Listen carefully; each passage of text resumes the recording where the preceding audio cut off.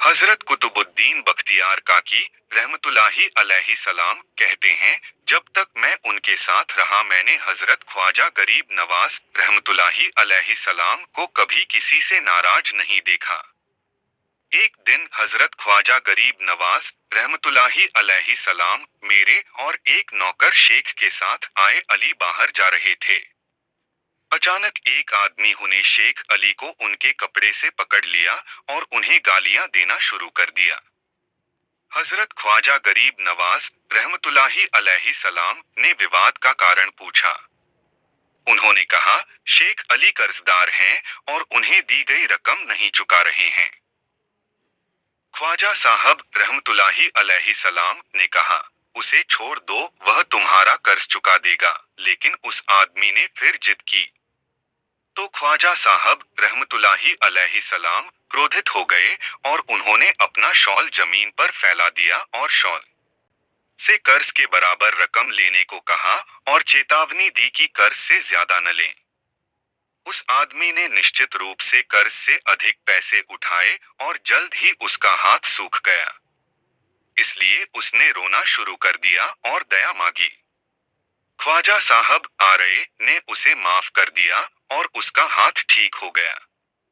वह आदमी तुरंत ब्याजा साहब आरए का शिष्य बन गया।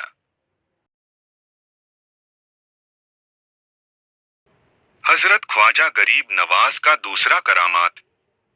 एक दिन ख्वाजा साहब रहमतुल्लाहि अलैहि सलाम अन्ना सेगर के पास बैठे थे। एक चरवाहा कुछ बछड़ों के साथ वहां से गुजरा। उन्होंने चरवाहे से कहा, प्रिय मुझे थोड़ा दूध दो। चरवाहे ने इसे मजाक के रूप में लिया और कहा, बाबा वे बछड़े हैं और दूध नहीं देते हैं। ख्वाजा साहब रहमतुल्लाहि अलैहि सलाम मुस्कुराए और एक मादा बछड़े की ओर इशारा किया और कहा, भाई मैं इसका दूध लूंगा। जब चरवाहा हंसा तो ख्वाजा साहब रहमतुल्लाहि अलैहि सलाम ने जोर देकर कहा, जरा देखो। चरवाहे को बहुत आश्चर्य हुआ जब उसने देखा कि उसके धन बड़े हो गए थे और दूध से भरे हुए थे। इसलिए उसने बछड़े का दूध निकाला जो 40 व्यक्तियों के लिए पर्याप्त था। यह देखकर चरवाहा ख्वाजा साहब रहमतुल्लाहि अलैहि सलाम के चरणों में गिर गया और उनके शिष्य बन गए। भारत के अजमेर राजस्थान में अन्ना सागर झील को उनके रास्ते में आ गए। वे यात्रियों का सामान छीन लेते थे और यदि यात्री मुसलमान हो तो उसे मार भी देते थे। जब इन डाकुओं ने ख्वाजा साहब रहमतुल्लाहि अलैहि सलाम का सामना किया तो एक चमत्कार हुआ। लुटेरों का गिरोह जो लोगों को लूटने और मारने में लगा हुआ था, डर से कांपने लगा और ख्वाजा साहब रहमतुल्लाहि अलैहि सलाम के पैरों पर गिर गया और कहा, हम आपके कर गुलाम हैं, हम पर दया करें। जब उन्होंने पश्चाताप किया तो ख्वाजा साहब रहमतुल्लाहि अलैहि सलाम ने उन्हें कलिमा का पाठ कराया और इस तरह उन्होंने इस्लाम कबूल लिया।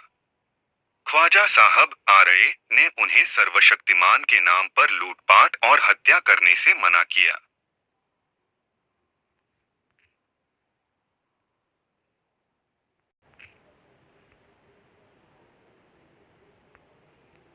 ख्वाजा गरीब नवाज के चौथा करामात।